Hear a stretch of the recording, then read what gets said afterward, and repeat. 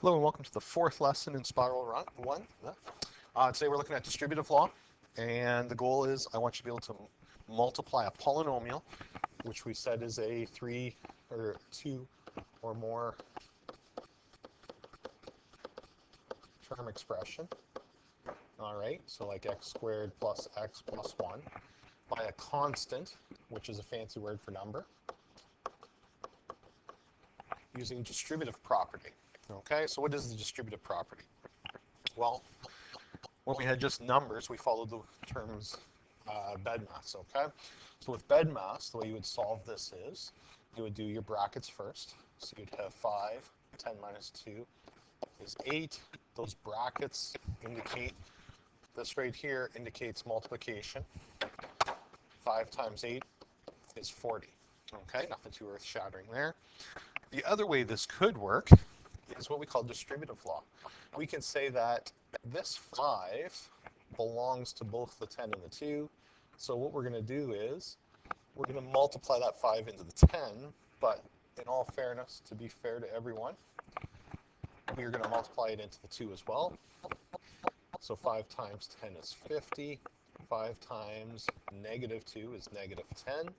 Now if we do the addition, 50 times 10 is 40. I know, it's mind-blowing, but our distributive property can be used. Would you use it in a situation with numbers? That's completely up to you. It's not necessary, but where would we use it?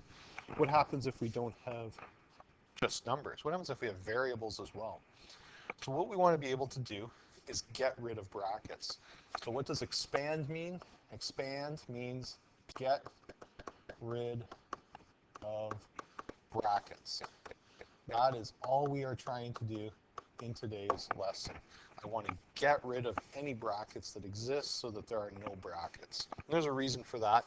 We're not going to talk about that today though. So to get rid of the brackets, this 3 needs to be shared with all the terms inside. So I'm showing the arrows, and I recommend you using your arrows till you get comfortable with this. 3 times 4 is 12 x's. So basically, just to show you what it looks like, this is the equivalent of 4x minus 3 plus 4x minus 3 plus 4x minus 3. So you can see that there are 3 4x minus 3's. All right? Rather than writing them all out, we know that 4x plus 4x plus 4x, if we have 3 groups of 4, we end up with 12. So we don't have to write it out 3, 7 times, whatever it indicates. We can just use the straight multiplication. So we can use our distributive law. So 3 times 4 is 12. 3 times 3 is negative 9. And that's it. That's all I want you to be able to do after today's lesson. We got rid of the brackets, and that is key. What's going to happen here? Well, you have 3 groups of this. So instead of writing it out 3 times, why don't we just cut to the chase and say, you know what? I know I'm going to multiply both of those coefficients by 3. So again, the x squared will not change. It's saying that we have 3 groups of 5, which means we have 15 x squareds. And if I write out 2 3 times, I'm going to have a total of 6. All right? So we're just using our multiplication property here in order to simplify and remove those brackets. What happens if you have three terms? Well, it gets far more complicated, and the reason for that is we have to draw a third arrow. I know, it's absolutely insane at this point. So that third arrow just means that instead of multiplying 2 coefficients by the 5, we're going to multiply all 3 of them. So we end up with 5 times 2 is 10. Again, the variable doesn't change because we're just collecting. How many of those do we have? I had negative 4x's.